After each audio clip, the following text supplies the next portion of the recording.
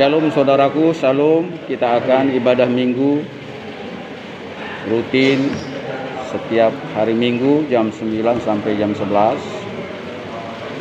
Kita akan mulai ibadah kita dengan bernyanyi terima kasih Tuhan atas kebaikan. Terima kasih Tuhan atas kasih setiamu yang ku alami dalam hidupku. Terima kasih Yesus untuk kebaikan-Mu sepanjang hidupku. Terima kasih Yesusku buat anugerah yang Kau beri, sebab hari ini Tuhan adakan syukur bagimu. Terima kasih Yesusku buat anugerah yang Kau beri, sebab hari ini Tuhan adakan syukur bagimu. Syukur bagimu. Kita satu dalam doa. Terima kasih Elohim Bapa di sorga, pencipta langit dan bumi, El Sebaot. Semuanya Tuhan, hari ini tanpa terkecuali, kiranya semua makhluk yang bernapas memuji dan memuliakan Engkau, sama seperti Raja Daud meminta di dalam Mazmur 150. Biarlah semua yang bernapas memuji dan mengagungkan nama-Mu. Biarlah semua orang-orang mengatakan syukur oleh karena hari-hari kami yang sudah Engkau berikan. Hari-hari yang berkemuliaan, hari-hari yang dalam penyertaan kasih setiamu yang tidak pernah berubah. Engkau menghalau musuh-musuh kami. Engkau menjauhkan segala sakit penyakit, mara bahaya, malapetaka. Dan semuanya pun jika datang kepada kami, kami harus tetap kuat dan teguh. Karena Engkau adalah El Sali, Elohim Sali, Tuhan benteng kami, pertahanan kami, El Eliezer, El yang Tuhan melindungi kami sendiri. Karena Engkau berkuasa atas segala ciptaan-Mu dan berkuasa atas segala permohonan orang-orang yang Kau berkenan ke hati-Mu. Karena itu segala umat mengatakan Engkau adalah El Shaddai, Elohim Shaddai, yang berkuasa atas segala ciptaan-Mu. Karena Raja Daud juga mengatakan Tuhan telah menegakkan tahtanya di sorga dan kerajaannya berkuasa atas segala sesuatu. Inilah Tuhan, maka kami pagi hari ini, hari Minggu ini, memuji dan memuliakan nama-Mu di setiap hari-hari kami. Karena Engkau adalah gembala kami yang baik. Engkau yang sudah membaringkan kami di padang yang berumput hijau, dan yang sudah membimbing kami ke air yang tenang, yang sudah setiap saat menyegarkan jiwa kami. Engkau juga menuntun kami ke jalan yang benar oleh karena nama-Mu saja. Sekalipun kami berjalan dalam lembah kekelaman Tuhan, kami tidak pernah gentar dan takut lagi. Karena Tuhan selalu beserta kami. Gadamu dan tongkat-Mu itulah yang memberi penghiburan kepada kami dikala kami berduka apapun itu. Karena firman Tuhan mengatakan berbahagialah orang yang berduka cita, karena mereka akan mendapatkan roh penghiburan. Ini kami percaya Tuhan, segala sesuatunya akan terjadi kepada umat-Mu yang bersama-sama dengan Engkau. Engkau sudah memberikan makanan kami setiap hari, bahkan di hadapan lawan-lawan kami, bahkan orang yang membenci sekalipun kami, orang yang menista kami, orang yang memfitnah kami, orang yang menyakitkan hati kami. Selalu Tuhan memberikan makanan dan minuman bagi kami. Dan Engkau mengurapi kepala kami dengan minyak yang baik. Dan kepala kami selalu ada minyak yang baik daripadamu. Dan piala kami penuh melimpah. Karena itu Tuhan, kami mampu mengatakan kebajikan dan kemurahan belaka akan mengikuti kami dalam hidup kami sepanjang masa. Dan satu pengharapan kami Tuhan saat ini, kami akan selalu tinggal diam di rumah Tuhan sepanjang masa. Terima kasih, berkati ibadah kami sekarang ini, kuduskan hati dan pikiran kami, kuduskan jiwa dan batin kami, biarlah roh Tuhan memimpin kami dalam ibadah minggu saat ini. Dalam nama Tuhan kami Yesus Kristus kami berdoa. Haleluya Tuhan. Amin. Jadi saudaraku, bagi Tuhan tidak memandang ibadah sekian orang atau ibadah sekian orang. Sekalipun Tuhan mengatakan 2-3 orang berkumpul menyerukan namaku, maka aku akan mendengarnya. Aku akan ada dalam ibadah itu. Ini sudah dikatakan. Jadi terpujilah dan dimuliakan nama Tuhan, sekalipun penjara ini semakin hari sudah semakin sepi. Oleh karena apa? Oleh karena kebijakan pemerintah Republik Indonesia untuk tidak membuat tempat penjara ini berduyun-duyun. Sehingga diaturlah penempatannya, di mana tempat-tempat yang kosong akan diisi oleh para tahanan. Dan saya katakan, kejahatan tidak akan pernah berakhir. Ingat itu, kejahatan tidak akan pernah berakhir sampai zaman akhir. Dia selalu ada. Karena itu, kefasikan dan kesalehan selalu beriringan. Dan Tuhan tidak pernah memikirkan untuk menjadikan dunia ini semuanya adalah damai sejahtera. Bukan berarti dia suka dengan keributan, dia suka dengan pertikaian, dia suka dengan peperangan, dia suka dengan kelaliman, dia suka dengan orang-orang berdosa untuk melakukan dosa-dosa selanjutnya. Bukan. Tetapi dia suka untuk menjalankan keadilan bagi semua umatnya. Dia harus melihat umat mana yang setia kepada perjanjiannya, umat mana yang setia dan yang rindu melakukan segala titah-titahnya. Karena itu dia adalah Tuhan yang maha adil. Ya, Tuhan yang maha adil. Keadilan ada pada dia. Ini dikatakan itu El Mikadesu. Ya, artinya Elohim Mikadesu, yang artinya Tuhan itu sangat adil kepada segala umatnya. Dan inilah yang dijanjikannya kepada orang yang setia kepada janjinya, yang berpegang pada perkataannya, dan yang rindu melakukan titah-titahnya. Inilah orang-orang yang disukainya. Sementara orang yang tidak berpegang pada perjanjiannya dan orang yang tidak rindu melakukan titah-titahnya, Tuhan juga masih mencintai. Dia datang kepada orang-orang itu. Ya, dia mendatangi orang-orang itu baik melalui hamba-hambanya maupun melalui rohnya sendiri. Jadi percayalah, jika saudara merasa berdosa, jika saudara sekarang ini tersakiti oleh karena perilakumu sendiri, melanggar KUHP, ya, percayalah, saudara-saudara adalah mutiara-mutiara yang berharga. Khotbah saya terakhir yaitu mengatakan bahwa tuaian sudah menguning. Tuaian sudah menguning. Ya.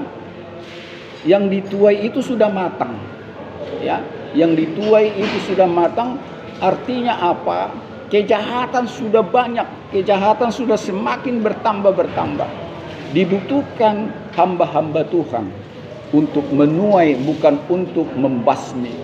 Dituai bukan untuk dihanguskan. Itu nanti urusan Tuhan itu. Urusan daripada hamba-hamba Tuhan zaman sekarang ini adalah menuai daripada tuaian yang sudah mengunung itu untuk dicangkokkan, untuk diperbaharui, untuk dijadikan jalan pertobatan, membimbing, membina, dan memberkati dalam nama Tuhan Yesus. Inilah artinya orang-orang yang rindu mau menuai tanaman itu, tanaman hasil tanaman yang sudah menguning itu. Dan saudara, tuaian ini adalah tuaian yang sangat berharga di mata Tuhan. Agar semua orang-orang yang sudah dituai itu dibawa kepada hadapan Tuhan untuk dijadikan harta yang berharga. Harta yang berharga adalah jiwa-jiwa yang sudah hilang selama ini, jiwa-jiwa yang sudah mati, jiwa-jiwa yang sudah terpenjara, jiwa-jiwa yang sudah terantai untuk diputus, agar mereka merdeka, agar mereka tidak lagi menjadi hamba dosa, melainkan menjadi hamba kebenaran. Inilah yang Tuhan mau berpesan kepada orang-orang yang jauh di mata Tuhan, orang-orang berdosa, karena Dia pun datang kepada orang-orang berdosa. Dia datang karena dunia ini penuh dalam dosa, bukan karena orang-orang saleh, karena dunia ini sudah suci. Tidak, justru sebaliknya, karena dunia ini penuh dalam dosa dan pelanggaran di mata Tuhan, maka Dia datang ke dunia ini. Dia mengunjungi semua orang-orang yang sesat. Dia mengunjungi semua orang yang berdosa ini untuk kembali ke jalannya, untuk bertobat, untuk mau menjadikan satu tubuh dengan Tuhan. Inilah yang sering kita khotbahkan dalam tahanan-tahanan, dalam penjara-penjara. Karena inilah materi yang dirindukan agar orang-orang yang terpenjara ini sadar akan dirinya sendiri yang sebetulnya masih berharga di mata Tuhan. Sekali lagi saya katakan, masih sangat berharga di mata Tuhan. Karena Dia setiap hari mencari orang berdosa, bukan mencari orang suci. Ya, itu kan pernah saya nyanyikan. Apa yang dicari Tuhan? Saya. Apa yang dicari Tuhan? Saya. Apa yang dicari Tuhan? Pagi, siang, hingga petang. Saya orang yang berdosa. Ya, jadi itulah yang dirindukan oleh Tuhan.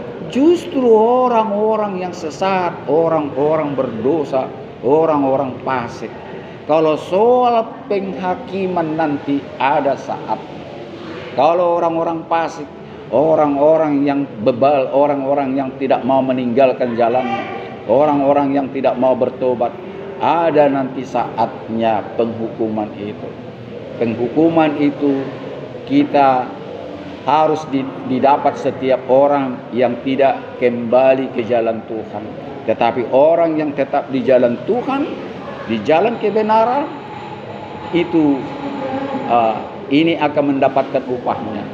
Karena itu Tuhan akan memberikan upah dari hasil perbuatan kita di dunia ini. Apa yang kita lakukan, itulah yang kita dapatkan. Apa yang engkau berikan, itulah yang engkau dapatkan kembali. Jadi selalu apa yang kita perbuat, itu kembali kita dapatkan nanti. Kita tabur kebenaran, kita dapat keadilan. Kita tabur kebaikan, kita dapat kebaikan. Kita tabur kejahatan, tetap kita menuai atau mendapatkan kejahatan itu sendiri.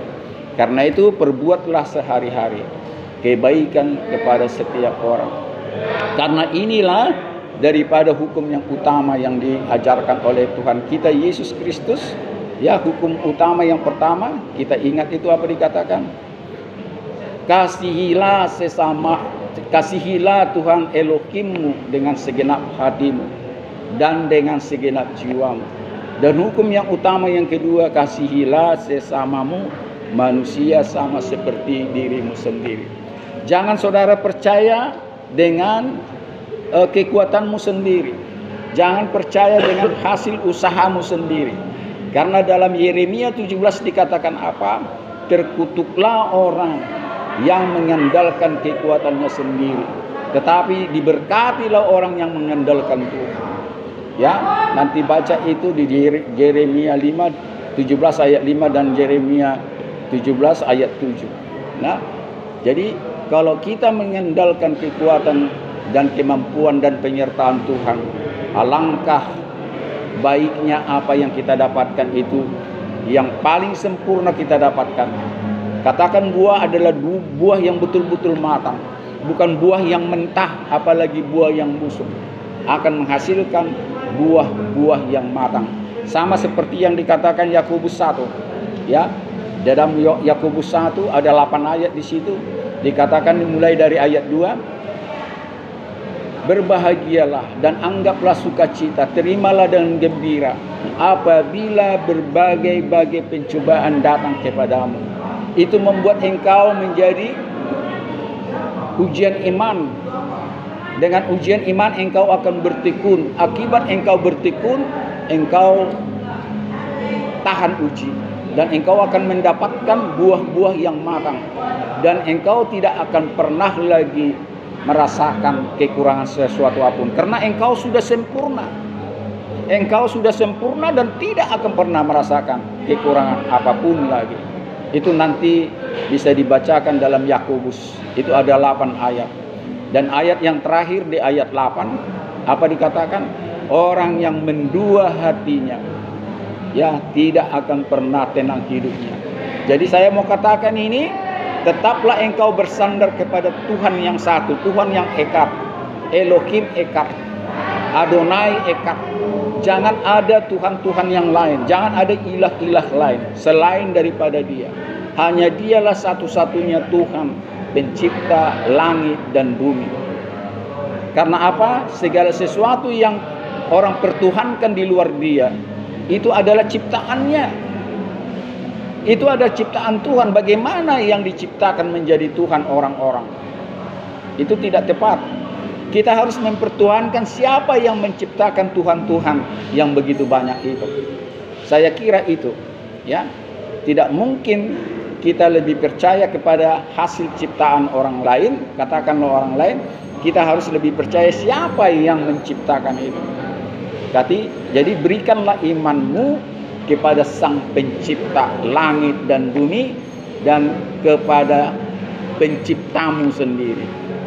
Saya tambahkan renungan pagi hari ini, ya, dengan masalah soal nasib, ya. Saya bicara soal nasib, jangan andalkan istilah nasib dalam hidup. Kalau tadi saya singgung dari Yeremia 17 bahwa terkutuklah orang yang mengandalkan Tuhan, yang mengandalkan kekuatannya, pikirannya, tetapi diberkatilah orang yang mengandalkan Tuhan. Ya, ini juga ada yang mengandalkan nasib. Ya, dia menunggu nasib. Dia tidak berusaha, dia tidak berdoa, hanya menunggu nasib. Inilah orang-orang yang malang. Ya, orang-orang yang malang. Apa dikatakan di dalam Pengkhotbah 9 ayat 2. Kalau kita lihat dalam Pengkhotbah 9 ayat yang kedua dikatakan apa? Segala sesuatu sama bagi sekalian. Nasib orang sama. Baik orang yang benar maupun orang fasik. Orang yang baik maupun orang yang jahat, orang yang tahir maupun orang yang najis, orang yang mempersembahkan korban maupun yang tidak mempersembahkan korban, sebagaimana orang yang baik Begitu pula orang yang berdosa sebagaimana orang yang bersumpah. Begitu juga pula orang yang takut untuk bersumpah. Jadi nasib orang semua sama. Dan kalau kita lihat dari Pengkhotbah 3 ayat 19, apa dikatakan di situ? Ya. 3:19, karena nasib manusia adalah sama dengan nasib binatang. Bayangkan itu. Nasib manusia sama dengan nasib binatang. Nasib binatang, ya, sebab yang sama menimpa mereka, sebagaimana yang satu mati, demikian juga yang lain. Kedua-duanya mempunyai napas yang sama, dan manusia tak mempunyai kelebihan atas binatang, karena segala sesuatu adalah sia-sia. Jadi saudaraku, bahkan dikatakan Raja Daud juga di dalam Mazmur 103, adapun manusia hari-harinya seperti rumput. Ya, dari Mazmur 103 ayat 15. Adapun manusia hari-harinya seperti rumput, seperti bunga di padang, demikianlah ia berbunga. Apabila angin datang melintasinya, maka hilanglah ia. Bahkan tempatnya di mana dia tumbuh pun tidak mengenalnya lagi. Itulah digambarkan Raja Daud, bagaimana manusia ini ibarat rumput dan bunga, dan ibarat uap yang sebentar, ya, yang sebentar kelihatan dan hilang. Itulah hari-hari daripada ciptaan Tuhan, termasuk binatang dan manusia, termasuk tumbuh-tumbuhan dan sebagainya. Semuanya ini dijadikan tidaklah bersifat kekal di dunia ini. Semuanya ada masanya, seperti kata pengkhotbah. Ada waktu lahir, ada waktu mati. Ya, jadi saya katakan apa? Karena kasih karunia Tuhan, khususnya untuk manusia, Dia mau berdamai dan Dia mau mengaruniakan mahkota kehidupan yang kekal. Dia mau memuliakan manusia itu sama seperti Dia yang mulia. Siapa-siapa yang tinggal di dalam Dia dan melakukan firman-Nya, setelah dia percaya bahwa manusia itu akan bersama-sama dengan Dia nantinya berkuasa di dunia ini dan berkuasa di sorga. Inilah kelebihan manusia daripada binatang, bahwa kita akan dipermuliakan kepada orang-orang yang benar di matanya. Saya tambahkan sedikit lagi di dalam Pengkhotbah 3 ayat 20. Kalau tadi ayat 19, apa dikatakan di ayat 20-nya? Kedua-duanya menuju satu tempat, ya, yaitu manusia dan segala ciptaannya, katakanlah binatangnya, binatang-binatang. Kedua-duanya terjadi dari debu, ya. Segala yang bernapas termasuk manusia, semuanya terjadi dari debu tanah, dan semuanya kembali kepada debu. Jadi berasal dari debu dan kembali kepada debu. Jadi inilah bahwa kodrati manusia secara kedagingan, bahwa kita kembali kepada debu tanah.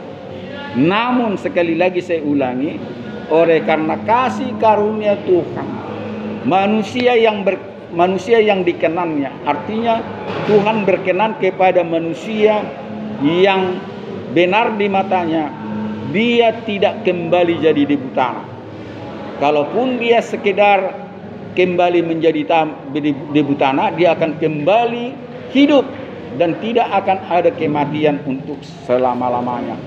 Inilah manusia yang hidup baru. Inilah manusia dalam periode hidup kekal di surga, bukan hidup periode di dunia ini. Karena kita adalah manusia yang sementara, yang ada sifat debu tanah sekarang ini. Namun sifat ketuhanan, sifat kesucian, sifat kekudusan akan didapatkan setiap orang yang berkenan di mata Tuhan. Inilah kerinduan kita hidup di dunia ini.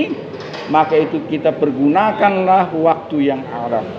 Pergunakanlah waktu yang ada, karena hari-hari ini adalah hari-hari mencekam. Ini pernah saya katakan, ya. Silakan. Hari-hari ini adalah hari-hari mencekam. Karena apa? Iblis selalu mengaum-ngaum untuk menerkammu. Bahkan apa dikatakan?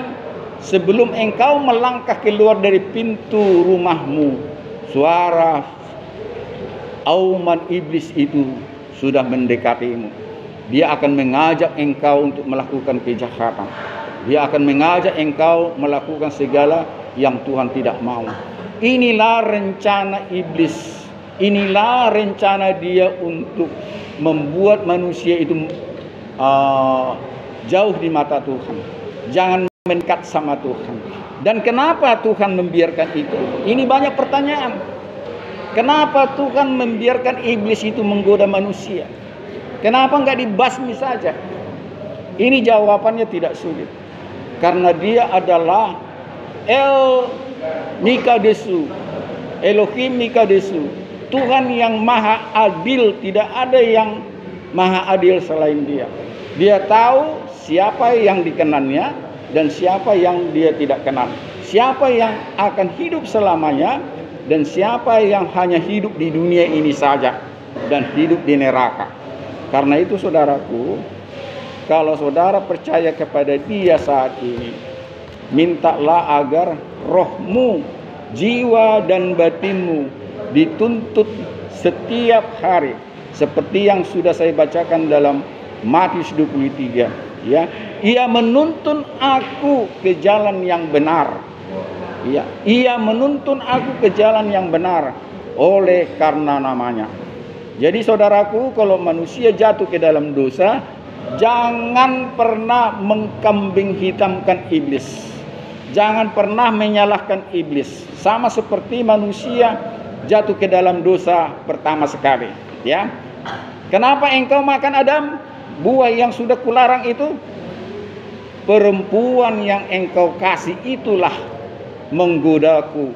Perempuan si Hawa itulah yang membujukku untuk aku makan, sehingga aku makan.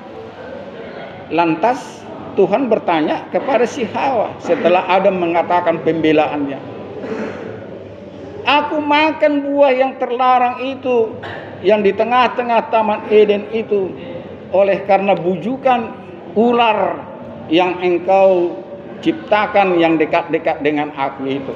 Dia membujukku, dia mengatakan bahwa aku akan berkhidmat, aku akan mengenal segala yang baik dan yang buruk, aku akan sama seperti Tuhan penciptaku, sehingga aku tergiur sama dengan Tuhanku, sehingga aku makan buah itu. Nah, inilah pembelaan manusia, selalu hanya membela diri, mengkambing hitamkan orang lain. Dan sampai sekarang ini terjadi di dunia ini. Termasuk kita ini, anak-anak orang tua kita. Tidak ada manusia yang tidak punya orang tua. Selalu punya ibu dan bapak, ya. Orang tua kita pun punya ibu dan bapak. Dan orang tua dari orang tua kita pun punya ibu dan bapak. Semuanya punya ibu dan bapak. Dan saya mau katakan, kalau satu sama lain menyalahkan orang tuanya melahirkan dia, kalau satu sama lain menyalahkan orang tuanya sehingga dia nakal, oleh karena apa? Orang tua miskin, orang tua tidak membina, orang tua tidak memberikan waktu sama anak-anaknya, orang tua bercerai, orang tua segala-galanya, ya. Jadi kalau kita pun akhirnya berbuat dosa, kita melakukan kejahatan, jangan pernah menyalahkan orang tuamu, ya. Salahkanlah kepada dirimu sendiri, termasuk kepada iblis. Memang terkadang orang tua egois. Anak-anaknya dilarang merokok, dia merokok. Anak-anaknya dilarang main judi, dia main judi. Anak-anaknya dia diajari untuk tekun belajar dan belajar, dia sendiri tidak mau belajar dan sebagainya. Anak-anaknya disuruh bekerja keras, dia sendiri malas-malas, ya, hanya untuk makan dan minum dan segalanya. Dan inilah manusia tidak akan pernah habis-habisnya untuk membela diri. Ingat apa yang dikatakan Mazmur 103, Tuhan menjalankan keadilan bagi orang-orang yang diperas. Ya. Ya.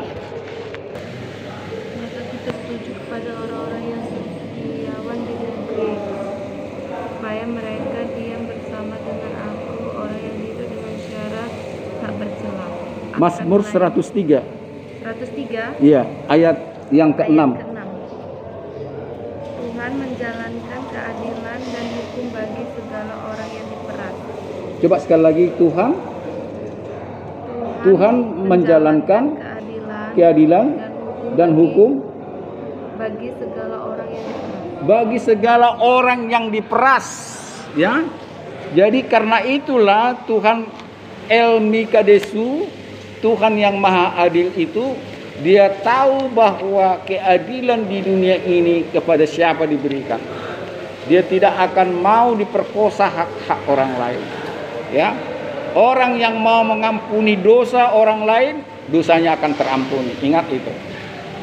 Dosa orang lain yang kita ampuni dan dosa kita pun terampuni. Jika kita tidak mau mengampuni dosa orang yang bersalah kepada kita, Dia juga tidak akan pernah mengampuni dosamu. Ingat. Nah, itulah keadilan. Engkau memberikan kebajikan, kemurahan kepada banyak orang, dan engkau juga akan diberikan kebajikan dan kemurahan dari orang lain, bahkan dari Tuhan itu sendiri. Pernah dengar bagaimana Tuhan berkhotbah di bukit dalam Matius 5? Dalam Matius 5 Dia pernah berkhotbah di bukit, ya. Matius 5 ayat yang ketiga. Berbahagialah orang yang miskin di hadapan Allah, karena mereka yang mempunyai kerajaan surga. Berbahagialah orang yang miskin di hadapan Tuhan, karena mereka lah yang punya kerajaan surga. Terus ayat yang keempat. Berbahagialah orang yang berduka cita, karena mereka akan dihibur. Berbahagialah orang yang berduka cita, karena mereka akan dihibur. Terus Yang kelima, Pak. ya. Berbahagialah orang yang lemah lembut, karena mereka akan memiliki bumi. Berbahagialah orang yang lemah lembut, karena mereka akan memiliki bumi. Terus Berbahagialah orang yang lapar dan haus akan kebenaran, karena mereka akan dipuaskan. berbahagialah orang yang lapar dan haus akan kebenaran, karena mereka akan dipuaskan. Terus Yang ketujuh, berbahagialah orang yang murah hatinya, karena mereka akan beroleh kemurahan. berbahagialah orang yang murah hatinya, karena mereka akan diberikan kemurahan. Terus Yang kedelapan, berbahagialah orang yang suci hatinya, karena mereka akan melihat Allah. berbahagialah orang suci hatinya, karena mereka akan melihat Tuhan. Terus 9. Berbahagialah orang yang membawa damai, karena mereka akan disebut anak. berbahagialah mereka yang membawa damai, karena mereka akan disebut anak-anak Tuhan. Terus Yang ke-10, berbahagialah orang yang dianiaya oleh sebab kebenaran, karena mereka lah yang mempunyai kerajaan. berbahagialah orang-orang yang dia aniaya oleh karena kebenaran, karena mereka lah yang punya kerajaan surga. Satu lagi. Yang ke-11, berbahagialah kamu jika karena aku kamu dicela dan dianiaya. Karena kamu dicela dan dianiaya. Terus Dianiaya dan kepadamu difitnahkan segala yang jahat. Terus Yang ke-12, bersukacita dan bergembiralah. bersukacita dan bergembiralah, karena upamu besar di surga. Jadi saya mau katakan kepada saudara-saudara, ini ada istilah kata berbahagia 8 butir. Ya, itu ayat yang ke-11 itu sama dengan ayat yang ke-10, yaitu kata bahagia yang ke-8 dan ke-9, ya, dianggap sama, ya. Cuma di situ ada fitnah, ya. Berbahagialah yang difitnahkan segala kejahatan. Saya mau katakan, ini sudah terbukti. Orang kematian orang Kristen, khususnya orang Batak, perhatikanlah. Ya, orang Batak Kristen kalau mati sudah tua, ya, itu pesta itu. Motong apa itu? Kerbau, ya. Kerbau, lembu, ya. Enggak babi. Kalau babi itu pesta kecil, ya. Itulah artinya sukacita. Tapi kalau kematian anak-anak tidak potong kerbau atau lembu atau katakanlah tidak makan dan minum. Itu artinya apa? Dia berbahagia walaupun memang ada kesedihan sekalipun sudah ratusan tahun ini orang tuanya atau kakek neneknya ini memang sebagai manusia ada kesedihan sudah berpisah dan tidak melihat lagi di dunia ini. Tapi itu diwujudkan khususnya di Manado sana, orang Dayak lebih hebat lagi tuh, sampai berhari-hari motong kerbau itu kalau orang tua sudah meninggal. Itulah yang dikatakan bahwa kebahagiaan yang kekal daripada Tuhan itu adalah kebahagiaan yang benar, tidak kebahagiaan yang sesaat. Jadi kalau kebahagiaan sesaat itu adalah kebahagiaan yang berpura-pura. Orang setting seolah-olah berbahagia padahal tidak. Tapi nyata-nyatanya apa? Mereka sudah dihibur oleh Tuhan. Maka itu dikatakan Matius 5 ayat yang keempat tadi, berbahagialah orang yang berduka cita karena mereka akan dihibur. Inilah kata-kata penghiburan kepada semua keluarga yang sudah mati. Ya, ingat itu firman Tuhan, itu perkataan daripada Yesus Kristus yang jelmaan daripada Bapa di surga, pencipta langit dan bumi di dalam tubuh manusia. Dia katakan waktu dia hidup sebagai manusia, percayalah jika engkau berduka, engkau akan dihibur. Saya tadi sudah singgung Mazmur 23. Gadamu dan tongkatmu itulah yang menghibur aku. Gadamu dan tongkatmu itulah yang menghibur aku. Artinya semua riwayat perjalanan daripada Tuhan Yesus ini menjadi penghiburan kepada semua orang. Ini menjadi menguatkan seseorang. Ya. Jadi kepada saudara tadi yang tidak dengar khotbah saya ini, kepada orang fasik, kepada orang saleh, kepada orang berdosa, kepada orang yang tidak berdosa, kepada orang baik, kepada orang jahat, itu semuanya sama, bahwa Tuhan mengasihi orang fasik dan orang berdosa. Soal penghukuman nanti, bukan sekarang. Soal kebencian bukan sekarang. Kebencian Tuhan nanti, bukan sekarang. Malah Tuhan senang kepada orang berdosa agar orang yang berdosa, orang jahat itu berbalik kepada Dia. Tadi saudara tidak mendengar saya menyanyi. Ya, apa yang dicari Tuhan saya, apa yang dicari Tuhan saya. Apa yang dicari Tuhan pagi, siang, hingga petang, saya orang yang berdosa. Apa yang saya cari siang dan malam? Uang. Itu ada lagu. Jadi itu sangat berbeda. Karena itu firman Tuhan mengatakan, saudara yang merasa berdosa, yang jauh dari mata Tuhan, ya, yang ada kekejian dari mata Tuhan, justru saudara dianggap mutiara. Berbalik. Jadi jangan pernah saudara menghakimi orang yang jahat.